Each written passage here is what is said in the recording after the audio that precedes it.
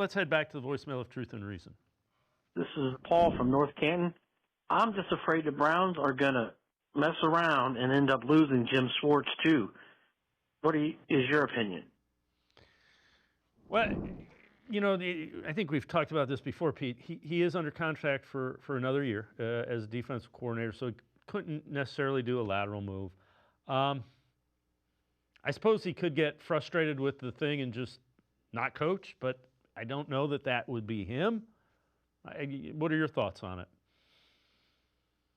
I'm just not. And there's two main reasons. One, I don't think Jim Schwartz has a leg to stand on. Nobody's interviewing him to be a head coach. Like, this is his last shot, basically. The other part about this is you have to believe that Jim Schwartz's ego is big enough that he's willing to walk away from a defense that has been basically built just for him, which includes arguably the greatest pass rusher of all time.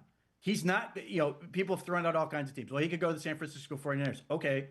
Myles Garrett is not there. And neither are a lot of these other pieces that are there. He could go to the Buffalo Bills. Okay.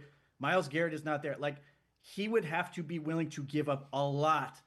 And potentially, assistant coach, being able to make the Hall of Fame is a thing, obviously. And he may be thinking about the long term here. And if he has a historic defense, in addition to the fact he already has the Super Bowl with the Philadelphia Eagles and all these other things, this could be his ticket to being a Super Bowl or a Hall of Fame inductee at some point. And, ultimately, if Jim Schwartz were to really leave, let's say he actually walks out the door and the Browns hire Shieldhouse or somebody else, the line of people who would want to be the defensive coordinator of this team would be long and very well suited for it because they see the same thing we do. Myles Garrett, Denzel Ward, Carson Schlesinger off the Defensive Rookie of the Year.